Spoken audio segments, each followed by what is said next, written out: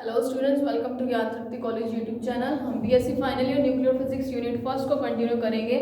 Last lectures तक हम 3-4 topic कर चुके हैं इस यूनिट के अंदर।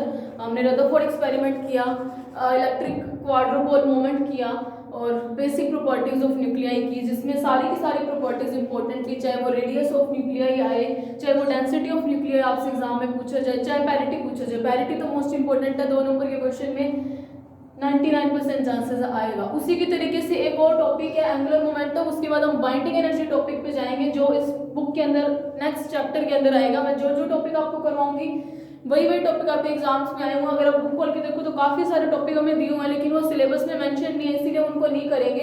एग्जाम के पॉइंट ऑफ व्यू को लेके हम सिलेबस को कवर अप करने की ट्राई कर रहे हैं, ठीक है। तो अभी अपने कर रहे हैं एंगुलर मोमेंटम। अब एंगुलर मोमेंटम होता क्या चीज है? इसको बोला जाता है स्पिन भी बोला जाता है एंगुलर मोमेंटम को। देखो, angular momentum of proton and neutrons भी आ सकता है। कोणीय संवेग को परिभाषित कीजिए। कोणीय संवेग होता है, हिंदी में बोलते हैं कोणीय संवेग ही बोलते हैं। कोणीय संवेग को परिभाषित कीजिए। तो एंगुलर मोमेंटम होता क्या है? देखो, इसके पीछे एक थ्योरी है। पाउली नाम के साइंटिस्ट ने एक एक्सपेरिमेंट में देखा था कि उन्होंने क्या देखा कि एक एटम है, ठीक है। एटम को जैसे ही एनर्जी मिली, उसके आउटर मोस्ट ऑर्बिटल के इलेक्ट्रॉन्स एनर्जी को गेन करेंगे और अपनी लोअर एनर्जी लेवल या ground state to excited state में जंप करेंगे, है ना। इसको कई बार हम ऐसा भी बोल सकते हैं, आप सभी ऑप्टिक्स पढ़ के आए हुए हो सेकंड ईयर में, तो आपको ये चीजें पता है। और एक चीज हम ये भी बोलते हैं कि एटम अपनी ground state to higher energy level या एक्साइटेड एनर्जी लेवल्स में चला जाता है। तो अगर मैं ये कहूँ कि एटम अपना ग्राउंड स्टेट में उसको कोई एनर्जी मिली, उसने उस एनर्जी को गेन किया और अपने हायर एनर्जी लेवल्स में चला गया, मींस अब एटम इस एक्साइटेड स्टेट में है। एक्साइटेड स्टेट में एटम 10⁻⁻⁸ सेकंड जो उसका टाइम पीरियड होता है, उस टाइम पीरियड के अंदर यहाँ तक रह के उसके बाद क्या होता है, एनर्जी को रिलीज कर देता है। एनर्जी को रिलीज करता है तो इससे हमें क्या मिलता है? स्पेक्ट्रम मिलता है। पाउली नाम के साइंटिस्ट ने ही इस एंगुलर मोमेंटम को दिया था। अगर आप थ्योरी में इस बेसिक से लिखोगे तब भी कोई फर्क नहीं पड़ेगा, और अगर आप डायरेक्ट डेफिनेशंस लिख के करोगे तब भी कोई फर्क नहीं पड़ेगा। कैसे करते हैं मैं आपको बताती हूँ। तो पाउली ने क्या देखा, जब एटम को क्या करते हैं, एनर्जी मिली किसी भी बाहर से, तो जैसे ही उसने एनर्जी को गेन किया तो एटम ने क्या किया, अपने ग्राउंड स्टेट एनर्जी लेवल से एनर्जी को गेन करके एक्साइटेड स्टेट में पहुंच गया। जब वो एटम अपने एक्साइटेड स्टेट में चला तो 10⁻⁻8 सेकंड तक वहां पे रहा, और रहने के बाद उसने एनर्जी को रिलीज की। क्यों? क्योंकि एक्साइटेड स्टेट में एटम अनस्टेबल होता है, और अनस्टेबिलिटी को रिलीज करने के लिए या स्टेबल होने के लिए एटम क्या करते हैं, एनर्जी को रिलीज करते हैं। और जो एनर्जी रिलीज हुई उसको अगर स्पेक्ट्रोग्राफ की हेल्प से देखा जाए तो हमें क्या मिला? स्पेक्ट्रम। तो पाउली नाम के साइंटिस्ट ने जब इलेक्ट्रॉन के लिए इसी तरीके की स्पिन की मतलब ट्राई की, स्पिन को फाइंड आउट करने के लिए, देखो इलेक्ट्रॉन के लिए स्पिन कैसे आता है, ये एक प्रोटॉन, ये न्यूक्लियाई है, ठीक है। ये सारी स्ट्रक्चर तो हमें रदरफोर्ड ने ही बता दिया कि न्यूक्लियाई, फिर आउटर मोस्ट, फिर ऑर्बिटल्स होते हैं जिनके अंदर इलेक्ट्रॉन होते हैं। पहले ऑर्बिटल को के शेल बोला जाता है जिसके अंदर सिर्फ 2 इलेक्ट्रॉन होते हैं, अगले को एल शेल बोला जाता है जिसके अंदर 8 इलेक्ट्रॉन होते हैं। तो वो प्रिंसिपल क्वांटम नंबर के हिसाब से, प्रिंसिपल क्वांटम नंबर के हिसाब से 2n² के हिसाब से इलेक्ट्रॉन्स की फिलिंग होती है। ये सब चीजें आपको केमिस्ट्री में पता है। जहाँ n प्रिंसिपल क्वांटम नंबर होती है, जितनी हिसाब से प्रिंसिपल क्वांटम नंबर उतने ही इलेक्ट्रॉन जाते हैं। जैसे के शेल के लिए प्रिंसिपल क्वांटम नंबर n की वैल्यू 1 होती है, तो 1 2 × 1 का स्क्वायर दैट इज 2। तो मिनिमम टू मिनिमम इलेक्ट्रॉन के शेल के अंदर 2 भरे जाते हैं, maximum to maximum, not minimum to minimum, तो 2 भरे जाते हैं। सिमिलरली एल शेल की जब बात करते हैं तो उसके लिए प्रिंसिपल क्वांटम नंबर की वैल्यू 2 होती है, और जब प्रिंसिपल क्वांटम नंबर को हिंदी में मुख्य क्वांटम संख्या बोला जाता है, जब प्रिंसिपल क्वांटम नंबर की वैल्यू 2 होगी तो 2 × 2 का स्क्वायर दैट इज 2 × 4 मींस 2 से 8 इलेक्ट्रॉन आएंगे। इसी तरीके से फर्दर ऑर्बिट्स में इलेक्ट्रॉन जाते रहते हैं। अब अपने क्या बोलते हैं, ये तो सिर्फ हम न्यूक्लियर फिजिक्स पढ़ रहे हैं इसलिए हम न्यूक्लियस की बातें कर रहे हैं, लेकिन अगर हम एटॉमिक फिजिक्स पढ़े तो हम एटम की बातें करते हैं। और अभी तो फिजिक्स इतनी ब्रॉड हो चुकी है कि अपने को पता है कि क्या चीज़ कैसे है, लेकिन जब ये चीज़ें आई थी तब चीज़ें थोड़ी सी नई थी। और अभी अपने को ये पता है कि इलेक्ट्रॉन क्या करते हैं, नाभिक के चारों ओर वृत्ताकार कक्षाओं पर चक्कर लगाते हैं, साथ ही अपने एक्सिस के अलाउंग रोटेट करते रहते हैं। सेम प्लैनेटरी मोशन आपको पता ही होगी, सन के अराउंड सारे के सारे प्लैनेट्स रिवॉल्व करते हैं। ये सन होता है, इसके अराउंड इलिप्टिकल पाथ पे सारे के सारे प्लैनेट रिवॉल्व करते हैं। और सिमिलरली अर्थ जो होती है, और अर्थ भी क्या करती है, चक्कर लगाती है। किस तरीके से? वृत्ताकार पथ पे भी चक्कर लगाती है और अपने अक्ष के अनुदिश घूर्णन भी करती रहती है। और उसी एक्सिस के लॉन्ग रोटेशंस के कारण ही हमारे पास दिन या रात आते हैं। ये चीजें आपको पता है, इसीलिए मैं जल्दी जल्दी बता रही हूँ। अब ये चीजें बताने का रीजन क्या है, तो जिस तरीके से अर्थ ने दो तरीके से मोशन की, एक तो चक्कर लगाया, वृत्ताकार कक्षाओं में चक्कर लगाया, दूसरा एक्सिस के अलोंग रोटेशन शो किया। मींस जब एक्सिस के अलोंग रोटेशन होता है ना, उस टाइप की मोशंस को बोला जाता है स्पिन मोशन। ठीक है, आपने स्पिनर्स देखे होंगे, स्पिनर्स जो खेलने वाले टॉयज भी आते हैं, स्पिनर भी क्या करते हैं, अपने एक्सिस के अलोंग स्पिन करते रहते हैं, अपने अक्ष के अनुदिश घूमते रहते हैं। और वृत्ताकार कक्षा में चक्कर तो वो स्पिनर तो क्या लगाएगा, लेकिन अगर हम प्लैनेटरी मोशन सन की बात करें या हम एटम के अंदर प्रेजेंट इलेक्ट्रॉन्स की बात करें, तो अपने को पता है वो इलेक्ट्रॉन वृत्ताकार कक्षा में चक्कर भी लगाते हैं। साथ में सिमिलरली इन प्लैनेटरी मोशंस या फिर इस अर्थ की मोशन की तरह वो भी वृत्ताकार कक्षा में इलेक्ट्रॉन चक्कर लगाने के साथ साथ अपने एक्सिस के अलोंग भी रोटेट करते रहते हैं। मतलब इलेक्ट्रॉन्स दो टाइप की मोशन करते हैं। पहली मोशन तो वृत्ताकार कक्षा में चक्कर लगाना जो सर्कुलर घूम ही रहा है, दूसरी मोशन अपने एक्सिस के अलोंग भी रोटेट करता हुआ घूमता है इलेक्ट्रॉन हर बार इस तरीके से। ठीक है, जैसे इसने सर्कुलर पाथ पे ये कोई इलेक्ट्रॉन है, तो इलेक्ट्रॉन किस तरीके से मोशन करेगा, ये इलेक्ट्रॉन ये सर्कुलर पाथ तो अपने एक्सिस के अलोंग रोटेट करता हुआ वो सर्कुलर मोशन शो करता रहेगा। इलेक्ट्रॉन मींस इलेक्ट्रॉन ने दो तरीके की मोशन की। पहली मोशन तो उसकी वृत्ताकार कक्ष में गति यानी कि ऑर्बिट में मोशन, तो मतलब उस मोशन को बोलते हैं ऑर्बिटली मोशन, या अपने ऑर्बिटलरी मोशन लिख लो, या फिर इसको कक्षीय गति भी लिख सकते हैं हिंदी में, या ऑर्बिटलरी मोशन कक्षीय गति शो की। दूसरी क्या की, अपने एक्सिस के अलोंग चक्कर लगाए, अपने अक्ष के अनुदिश घूर्णन किए यानी चक्कर लगाए, तो उस तरीके की गति को स्पिन मोशन बोलते हैं, या हिंदी में चक्रण मोशन गति भी बोला जाता है, इसको बोला जाता है ऑर्बिट। तो सिमिलरली ये तो जो पाउली ने देखा भी टॉपिक पे आते हैं, सारे एग्जांपल्स को छोड़ते हैं। तो जब इलेक्ट्रॉन किसी एटम को क्या मिला, एनर्जी मिली, वो अपने ground state to excited state में चला गया, एक्साइटेड स्टेट में एनर्जी को रिलीज किया 10 की पावर -8 सेकंड के बाद। फिर उसने क्या दिया, अगर इस रिलीज एनर्जी को स्पेक्ट्रोमीटर की हेल्प से पढ़े तो हमें स्पेक्ट्रम मिला। तो पाउली ने बोला इस स्पेक्ट्रम मिलने का कारण ही क्या हुआ, इसका कारण इलेक्ट्रॉन्स हुए, इलेक्ट्रॉन्स ही है ना। तो और इलेक्ट्रॉन्स ने स्पेक्ट्रम दिए, इतना सारा प्रोसेस किया क्योंकि इलेक्ट्रॉन दो तरीके के मोशन शो करते जा रहे हैं, एक तो कक्षीय और एक चक्रण। ये एटॉमिक फिजिक्स में आता है, तो अभी के लिए आप सीधा याद रखो। इसीलिए मैं कह रही हूँ अगर आपको एग्जाम में ये थ्योरी लिखनी हो तो आप लिखो, वरना आप सीधा डेफिनेशन भी लिख सकते हो कि जिस तरीके से इलेक्ट्रॉन पाउली ने ये माना था कि अगर अब ये जो स्पेक्ट्रम है, ये ग्राउंड स्टेट GS, ये excited state ES, atom energy मिली, ground state to excited state गया, एनर्जी को रिलीज किया और क्या हुआ, वापस अपनी ग्राउंड स्टेट में आ गया। इस एनर्जी को रिलीज एनर्जी को जब मैंने स्पेक्ट्रोमीटर से पढ़ा तो स्पेक्ट्रम मिला। अब इस स्पेक्ट्रम को अगर हाई रेजोल्यूशन वाले किसी माइक्रोस्कोप से देखा गया ना, तो मिला तो स्पेक्ट्रम मान लो ऐसी स्पेक्ट्रल लाइंस मिली। लेकिन जब इसी स्पेक्ट्रल लाइंस को हाई रेजोल्यूशन माइक्रोस्कोप से देखा गया, मतलब अच्छी पावर वाले रेजोल्यूशन माइक्रोस्कोप से, जो हमें अच्छी पावर वाले माइक्रोस्कोप से देखने में क्या पता चला कि स्पेक्ट्रल लाइंस तो मिली। तो पाउली ने बोला, सेंटेंस ने बोला कि एटॉमिक फिजिक्स में कि वो इलेक्ट्रॉन की दो तरीके की गति के कारण मिला। लेकिन जब इन स्पेक्ट्रल लाइंस को हाई पावर वाले रेजोल्यूशन वाले या हाई रेजोल्यूशन वाले अच्छे विभेदन क्षमता वाले जब सूक्ष्मदर्शी या माइक्रोस्कोप से देखा गया, तब पता चला कि ये जो स्पेक्ट्रल लाइन है ना, ये स्प्लिटेड है, मतलब ये फर्दर और स्पेक्ट्रल लाइंस बना रहे हैं, स्प्लिटिंग ऑफ स्पेक्ट्रल लाइंस बन रही है। इन स्पेक्ट्रल लाइंस को बोला जाता है फाइन स्ट्रक्चर,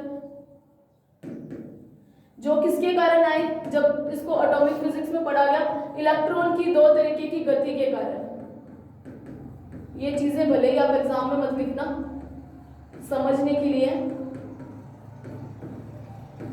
कौन सी दो तरीके की गति, एक तो ऑर्बिटली मोशन और दूसरी स्पिन मोशन यानी कि चक्रण और कक्षीय गति के कारण। तो जब इसको high power of resolution, high resolution of microscope से देखा गया, तो पता चला ये जो स्पेक्ट्रल लाइन है ये आगे स्प्लिटिंग शो कर रही है, मतलब स्पेक्ट्रल लाइन तो बनी, लेकिन जब उसको और अच्छे पावर वाले माइक्रोस्कोप से देखा तो पता चला उनके अंदर छोटी छोटी स्पेक्ट्रल लाइंस और भी मिली हुई है, मतलब ग्रुप ऑफ स्पेक्ट्रल लाइन से मिलकर एक बड़ी स्पेक्ट्रल लाइन दिखी। तो अगर ये जो स्ट्रक्चर बनती है इसको फाइन स्ट्रक्चर बोलते हैं, और इसको और फर्दर स्प्लिटिंग हुई है, इसको इसीलिए इसको हाइपर फाइन स्ट्रक्चर बोला जाता है। तो ये हाइपर फाइन स्ट्रक्चर किस लिए आई, तब पाउली ने बोला कि हाइपर फाइन स्ट्रक्चर आने का दो रीजन है कि नाभिक के अंदर क्या उपस्थित है, न्यूक्लियॉन्स। इन्हीं न्यूक्लियॉन्स उसकी भी दो तरीके की ही मोशन होगी, जिनके कारण क्या है, हमें इस तरीके की स्प्लिटिंग मिली। तो वापस से देखते हैं क्या चीज देखी, जब एटम को एनर्जी मिली, अपने ground state to excited state में गया, एनर्जी को रिलीज किया, उस रिलीज एनर्जी के बेस पे हमें, अगर हमें फाइन स्ट्रक्चर्स को पढ़ना है या स्पेक्ट्रल लाइंस को पढ़ना है, तब हमें एक चीज की जरूरत होती है, वो चीज होती है इलेक्ट्रॉन की मोशंस को। और अगर हमें हाइपर फाइन स्ट्रक्चर्स को पढ़ना है तो हमें किसकी मोशंस चाहिए, न्यूक्लियॉन्स की मोशन चाहिए। तब पाउली ने ये माना कि जिस तरीके से फाइन स्ट्रक्चर से पता चलता है कि इलेक्ट्रॉन की दो तरीके की मोशन होती है, एक उसकी ऑर्बिटली मोशन, दूसरी उसकी स्पिन मोशन यानी कि चक्रण और कक्षीय गति, उसी तरीके से अगर ये spectral line further splitting show कर रहे हैं, और ज्यादा स्प्लिट हुए हैं, मतलब और ज्यादा विभक्त हुई है छोटी छोटी multiple of group of spectral lines के साथ, मींस अब इन स्ट्रक्चर्स को क्या बोला जाता है, हाइपर फाइन स्ट्रक्चर। तो हाइपर फाइन स्ट्रक्चर आने का रीजन या हाइपर फाइन स्ट्रक्चर को समझना है तो हमें न्यूक्लियॉन्स की भी दो तरीके की मोशंस को समझना पड़ेगा। इसका मतलब क्या हुआ, किसी नाभिक के अंदर, ये नाभिक, ये इसके अंदर प्रोटॉन पड़ा, न्यूट्रॉन पड़ा, प्रोटॉन पड़ा, न्यूट्रॉन पड़ा, प्रोटॉन और न्यूट्रॉन पड़े हैं। तो मतलब क्या हुआ, नाभिक के अंदर ये प्रोटॉन और न्यूट्रॉन स्टेबल नहीं पड़े, ये भी लगातार मोशन करते जाते हैं। एक तो इनकी चक्रण गति होगी, दूसरी इनकी कक्षीय गति होगी। ये किस चीज से पता चलता है, इन हाइपर फाइन स्ट्रक्चर्स को पढ़ के पता चलता है। इन हाइपर फाइन स्ट्रक्चर की जब डिटेल से देखा जाता है तब समझ आता है कि हाइपर फाइन स्ट्रक्चर्स आने का रीजन क्या होता है, न्यूक्लियॉन्स की मोशन। न्यूक्लियॉन्स की भी कैसी मोशन, दो टाइप की मोशन, एक ऑर्बिटली मोशन, दूसरी स्पिन मोशन। तो मतलब नाभिक की भी, अब न्यूक्लियॉन्स की भी दो तरीके की मोशन है, एक तो कक्षीय गति और दूसरी क्या है, चक्रण गति। तो कक्षीय गति अगर कोई कर रहे हैं तो हमें पता है कक्षीय गति करने के कारण क्या होगा, कक्षीय संवेग आएगा, यानी कि ऑर्बिटल एंगुलर मोमेंटम,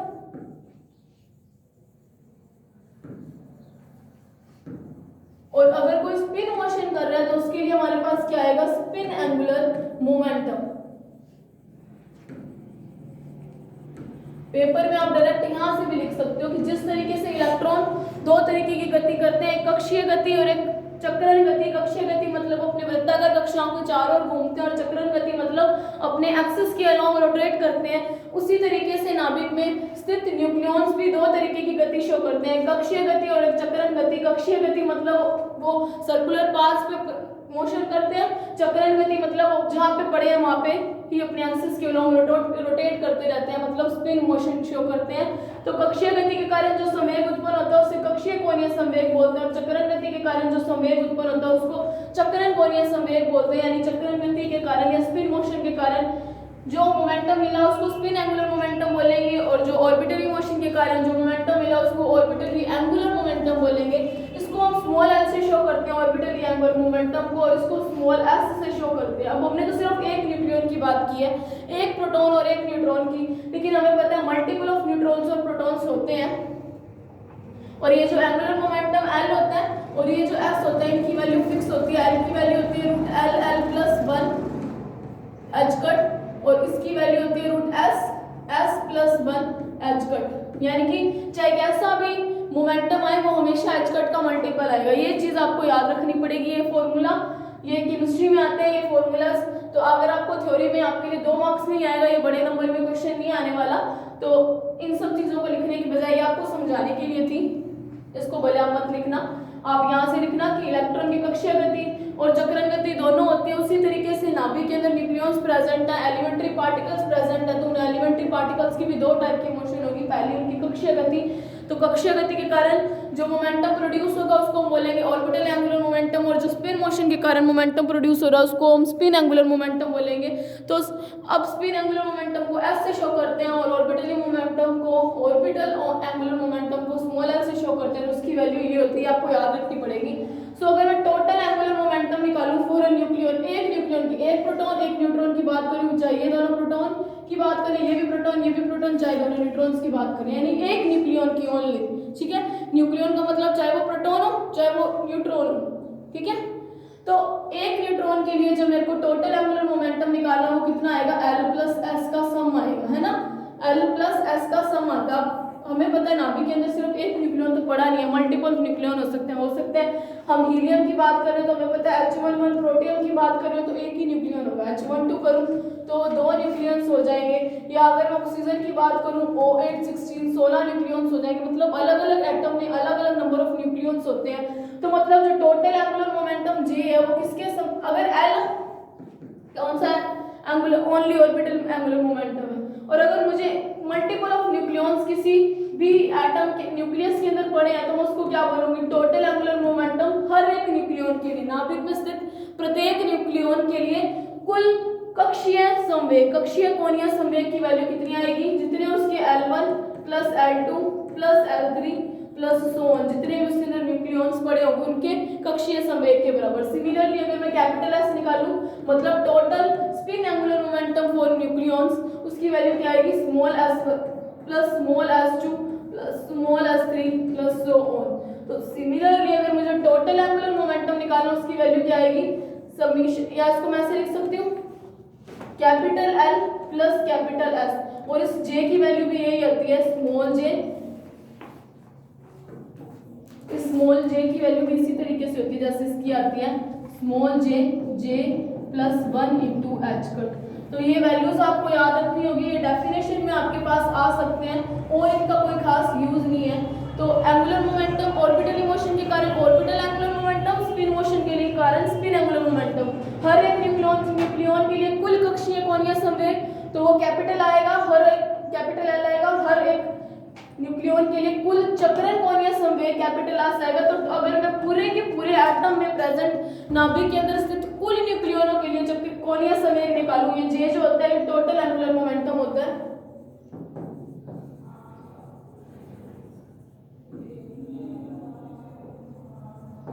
ठीक है, J टोटल एंगुलर मोमेंटम होता है, उसको J is equals to L plus S over J की वैल्यू होती है। अब J भी अलग अलग तरीके से होते हैं, यहाँ पे इस चीज को इरेज करके लिख रही हूँ।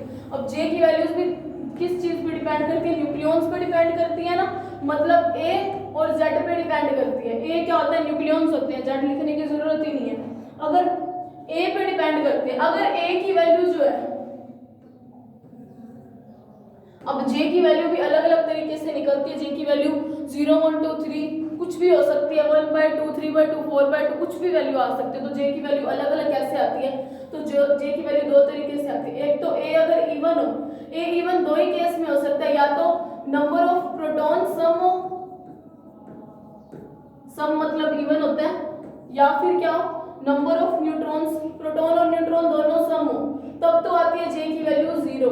ठीक है, और अगर n क्या हो, विषम हो, मतलब या तो दोनों विषम हो या दोनों सम हो, तब J की वैल्यू यानी कि A की वैल्यू इवन हो तो J की वैल्यू दो तरीके से आती है, 1 2 3 एंड सो ऑन। ये मैंने क्या लिखी, अगर किसी न्यूक्लियस के अंदर न्यूट्रॉन जो है और प्रोटॉन दोनों इवन है तो angular momentum, total angular momentum की वैल्यू हमेशा 0 आएगी। और अगर दोनों ऑड है तो टोटल एंगुलर मोमेंटम की 1 2 3 कुछ भी आ सकती है। कैसे, जैसे O8 16, अब इसके अंदर देखो प्रोटॉन कितने हैं, 8 हैं, न्यूट्रॉन कितने हैं, 16 माइनस 8 अगेन 8, तो मतलब दोनों कैसे हैं, इवन नंबर है। कुछ और एग्जांपल लेते हैं, जैसे कि N7 14, प्रोटॉन कितने हैं 7 और न्यूट्रॉन कितने हैं 7, दोनों क्या हैं ऑड, तो इस केस में इसकी वैल्यू 1 2 3 एंड सो ऑन कुछ भी हो सकती है। अब अगर A की वैल्यू क्या ऑड हो, A की वैल्यू ऑड भी दो केस में हो सकती है, या तो जो कैपिटल N है वो ऑड हो, या फिर प्रोटॉन ऑड हो, या फिर सॉरी उल्टा हो गया, देखो कैसे, या तो नंबर ऑफ न्यूट्रॉन ऑड हो, या फिर प्रोटॉन इवन हो, या फिर जस्ट उल्टा हो जाए, प्रोटॉन क्या हो जाए ऑड हो जाए और न्यूट्रॉन क्या हो जाए इवन हो जाए। इस केस में J की वैल्यू क्या आती है, 1/2 3/2 5/2 एंड सो ऑन, मतलब हाफ इंटीजर्स आते हैं। तो ये आपको पेपर में इतना तक करना होगा, अगर आए डेफिनेशंस लिख के डायरेक्टली यहाँ पे आ जाना, 2 नंबर के क्वेश्चन में आएगा। नया टॉपिक करते हैं बाइंडिंग एनर्जी, ये मोस्ट इंपॉर्टेंट टॉपिक है। बाइंडिंग एनर्जी कर्व आपके एग्जाम में आता है, वो तो और भी ज्यादा इंपॉर्टेंट है, हर हाल में पेपर में पूछा जाता है। देखो बाइंडिंग एनर्जी होती क्या है, देखो बाइंडिंग एनर्जी क्या होती है, उससे पहले हम मास ऑफ न्यूक्लियाई पढ़ते हैं, फिर आपको मैं बाइंडिंग एनर्जी करवाऊंगी तो आपको समझ आएगा कि मैंने ये सब चीजें क्यों की हैं। तो पहले अपने मास ऑफ न्यूक्लियाई करते हैं।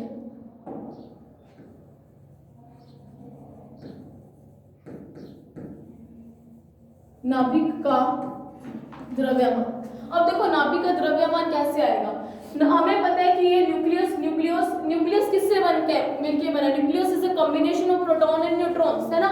न्यूट्रॉन और प्रोटॉन का कॉम्बिनेशन ही न्यूक्लियस बनाते हैं। यानी कि नाभिक के अंदर हमें पता है दो ही तरीके के पार्टिकल है, एक प्रोटॉन्स और एक न्यूट्रॉन्स, ठीक है, ये दो ही है हमारे पास। अब मैंने मान लिया कि इसके अंदर नंबर ऑफ जो प्रोटॉन्स है जितने भी है, चलो मैंने नंबर ऑफ प्रोटॉन्स को p ले लिया, नंबर ऑफ न्यूट्रॉन्स को n ले लिया, ठीक है, या ऐसे नहीं लेते, अपने मान लेते हैं मेरे पास कोई केमिकल एलिमेंट है या कोई भी एलिमेंट है जो इस तरीके से x a z। अब मुझे इसके अंदर निकालने हैं, प्रोटॉन्स निकालने हैं, तो प्रोटॉन्स तो मेरे पास कितना है, number of protons n of p लिख दिया मैंने, वो कितने हैं z। Similarly number of neutrons कितने हैं, स्मॉल n लिख दिया, वो कितने हैं a माइनस z के बनाएंगे। तो चीज आपको पता है, mass number minus atomic number, number of neutrons मिलते हैं। तो मैं इस एटम के अंदर p और n लिखने के बजाय मैं इस तरीके से लिख देती हूँ कि इसके अंदर नंबर ऑफ न्यूट्रॉन्स तो कितने हैं, प्रोटॉन्स कितने हैं z, और नंबर ऑफ न्यूट्रॉन्स कितने हैं a माइनस z। यही दो चीजें हुई। तो अब मैंने मान लिया कि मास ऑफ न्यूट्रॉन कितना है mn, ठीक है, और मास ऑफ प्रोटॉन कितना, सिमिलरली mp।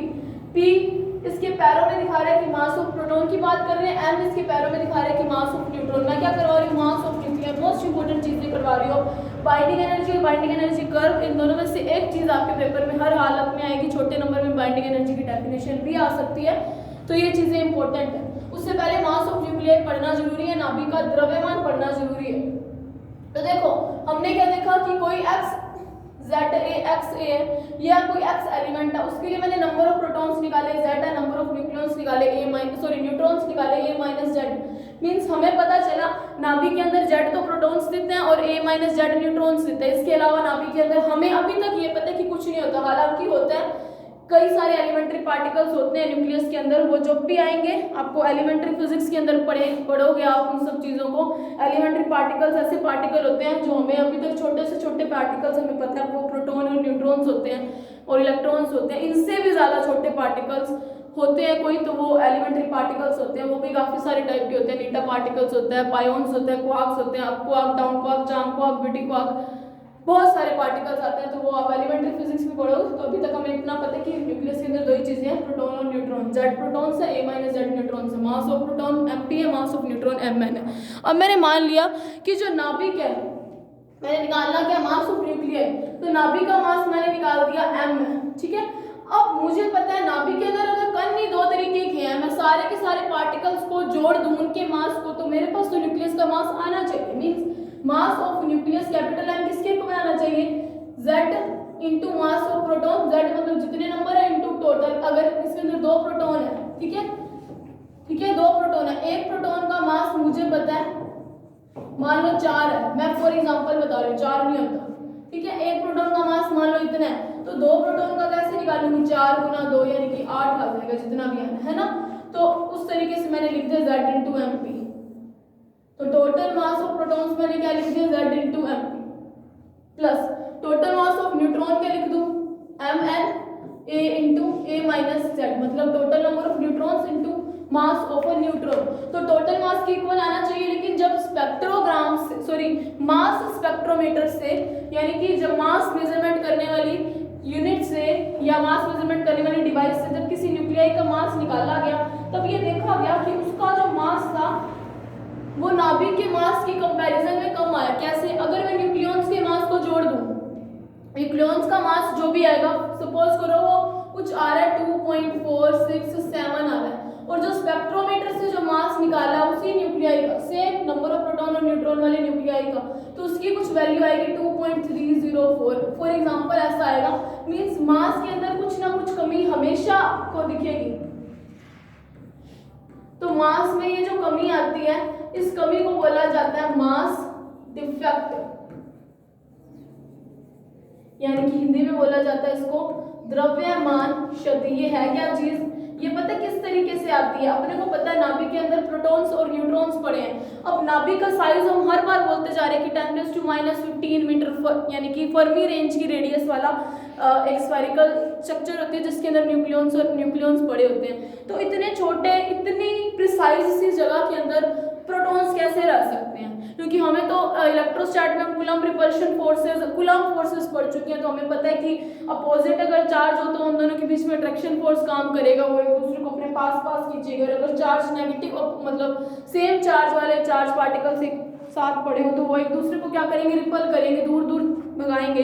तो नाभिक के अंदर तो इतना छोटा सा नाभिक है, तो इतने छोटे से नाभिक के अंदर इतने सारे कई कई तरह से होते हैं, जैसे यूरेनियम ले लो 256 होते हैं, यूरेनियम 96 होता है, मे बी मुझे भी पूरा ध्यान नहीं है। तो यूरेनियम 96 एंड 256 तो 95 न्यूट्रॉन फर्मी की रेंज में, फर्मी मीटर की रेंज में इतने सारे प्रोटॉन्स एक दूसरे के साथ साथ पड़े बिना रिपल्शन शो करते। तो ऐसा क्यों होता है? इसका रीजन ये होता है न्यूक्लियर फोर्सेस। न्यूक्लियर फोर्सेस या नाभिकीय बल शॉर्ट रेंज फोर्सेस होते हैं, कम दूरी में लगने वाले बल होते हैं। दुनिया में सबसे स्ट्रॉन्ग अगर कोई फोर्स है तो वो न्यूक्लियर फोर्स ही है। न्यूक्लियर फोर्स अगर ना होता तो इतने सारे प्रोटॉन्स, इतने सारे न्यूट्रॉन्स एक प्रिसाइज सी जगह के अंदर एक साथ बंधे हुए ना रह पाते। अगर ऐसा ना होता, न्यूक्लियर फोर्स जैसी कोई चीज ना होती, तो प्रोटॉन प्रोटॉन आपस में एक दूसरे को रिपल करते, न्यूक्लियर स्टेबल ही ना होता। और अगर न्यूक्लियर स्टेबल ना होता तो एटम्स हमें कभी मिलते ही ना, एटम्स ना होते तो मॉलिक्यूल्स कभी फॉर्म ना होते, मॉलिक्यूल्स ना होते कभी कोई कंपाउंड हमारे पास इस यूनिवर्स में होता ही नहीं।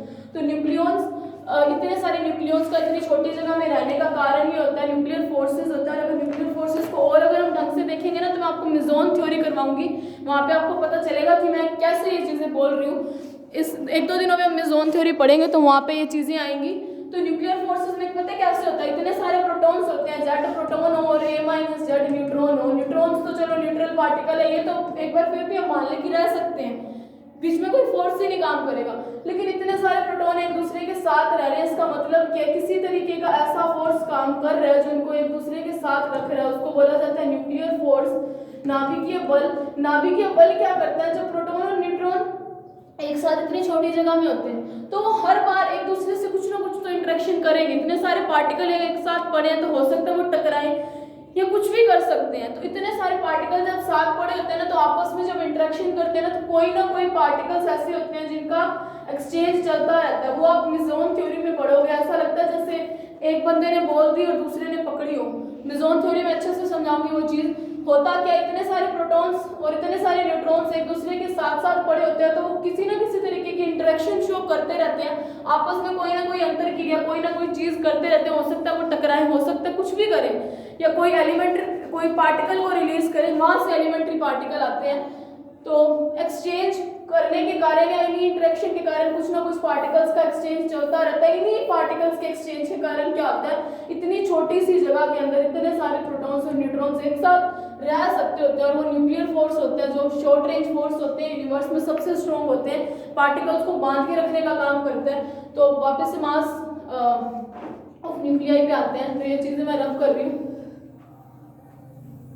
तो मास ऑफ न्यूक्लियाई में मैंने आपको क्या बताया कि मास किसके बराबर आना चाहिए। अगर हम कॉमन सेंस से देखो कि जितने प्रोटॉन्स हैं, जितने न्यूट्रॉन्स हैं, मतलब टोटल जितने न्यूक्लियॉन्स हैं, उन सबके मास को अगर मैं ऐड कर दूं तो मास ऑफ न्यूक्लियाई आना चाहिए था। लेकिन जब मास स्पेक्ट्रोमीटर से, द्रव्यमान मापी से जब उसी नाभिक का मास निकाला गया तो मास कुछ कम आता है, उस मास में हुई कमी को बोला जाता है मास डिफेक्ट। ये भी पेपर में आ सकता है। मास डिफेक्ट को अगर हम डेल्टा एम से शो करते हैं तो वो उसकी वैल्यू पता है क्या आती है, ZMP plus A minus ZMN minus capital M। Capital M में जहाँ पे भी लो या कैपिटल M AZ लिख लो, AZ शेड टोटल नंबर ऑफ न्यूक्लियॉन्स। तो ये क्या होती है, मास डिफेक्ट होती है, यानी कि द्रव्यमान के अंदर कुछ कमी आती है। ये कमी आने का रीजन क्या होता है, ये कमी आने का रीजन ये माना गया कि हमारे पास कुछ प्रोटॉन्स हैं, Z प्रोटॉन्स हैं और A-Z न्यूट्रॉन्स हैं।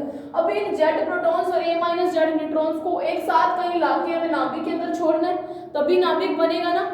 तो ठीक है, जब इन Z प्रोटॉन्स और A-Z न्यूट्रॉन्स को आपस में जब लाके जोड़ा जाता है तो क्या होता है, कुछ ना कुछ मास का लॉस होता है या कुछ ना कुछ एनर्जी रिलीज होती है। अब अगर एनर्जी रिलीज हुई कैसे, इन्फिनिटी से कोई नंबर ऑफ प्रोटॉन्स हम लेके आए, इन्फिनिटी से अनंत से कोई नंबर ऑफ न्यूट्रॉन्स लाया, आपस में जोड़ा, नाभिक बनाया। उस केस में क्या होता है, जब आपस में जुड़ते हैं ना, ये एक छोटी सी जगह में आते हैं, तब क्या होता है, कुछ ना कुछ एनर्जी रिलीज होती है। रिलीज की स्पेलिंग पता नहीं क्या है, कोई ना कोई एनर्जी रिलीज होती है। तो वो एनर्जी किसकी फॉर्म में रिलीज होती है, मास की फॉर्म में। कैसे मास की फॉर्म में, आइंस्टीन का एक यूनिवर्सल फॉर्मूला में पता है, E is equals to mc²। तो वो E is equals to mc² हमें बताता है कि energy and mass both are convertible, दोनों एक दूसरे में कन्वर्टिबल है। एनर्जी को मास में बदला जाता है, मास को एनर्जी में भी बदला जा सकता है। मास को एनर्जी में या मास एनर्जी में कैसे कन्वर्ट होती है? लकड़ी का जलना, पता ही है, मास खत्म हो रहा है, एनर्जी मिलती जा रही है, हीट मिलती जा रही है, means mass energy both are in convertible situation.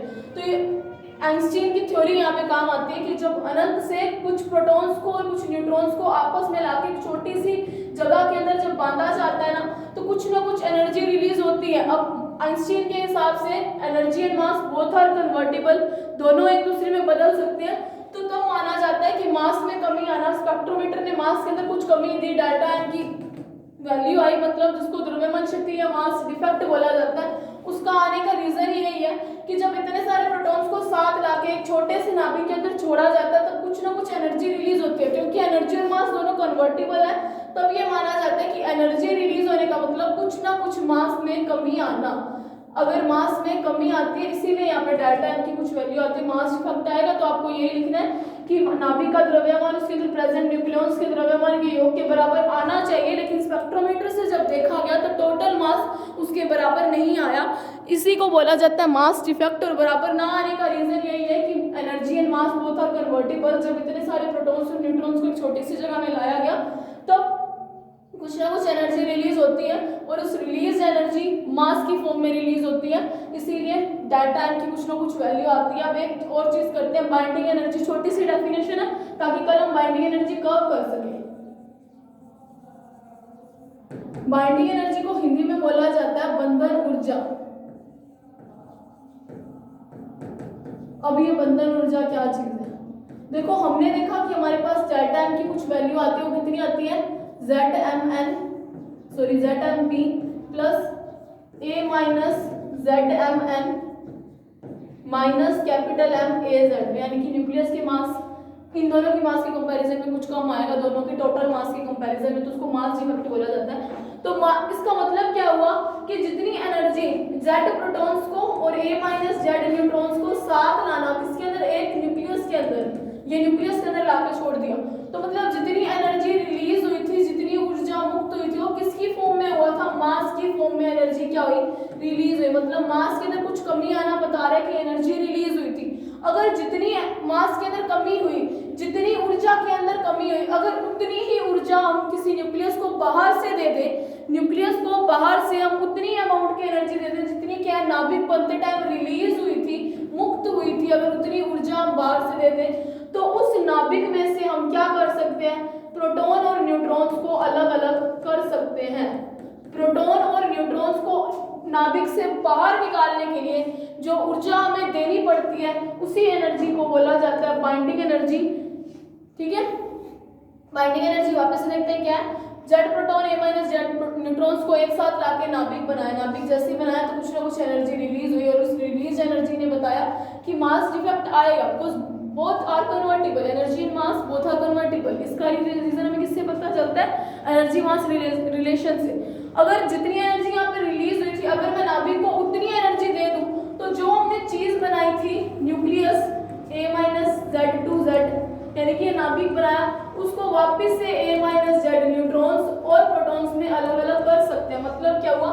नाभिक में से प्रोटॉन और न्यूट्रॉन को अलग अलग करने के लिए, नाभिक में से प्रोटॉन और न्यूट्रॉन को बाहर निकालने के लिए जो एनर्जी हमें देनी पड़ेगी, क्योंकि अब देखो खुद ब खुद ये प्रोसेस नहीं होगा। न्यूक्लियस एक स्टेबल ऑब्जेक्ट है, स्टेबल की न्यूक्लियर फोर्सेस, इतने सारे प्रोटॉन्स को रिपल्शन के बावजूद एक साथ रख रहे हैं, तो वो न्यूक्लियर फोर्स से हमको बांध के रख रहे हैं। तो मतलब अगर हमें उस स्टेबिलिटी को डिस्ट्रॉय करना है तो हमें एक्सटर्नल एनर्जी देनी पड़ेगी। हालांकि न्यूक्लियर फोर्सेस कूलम्ब फोर्स नहीं होते हैं, न्यूक्लियर फोर्सेस क्या होते हैं?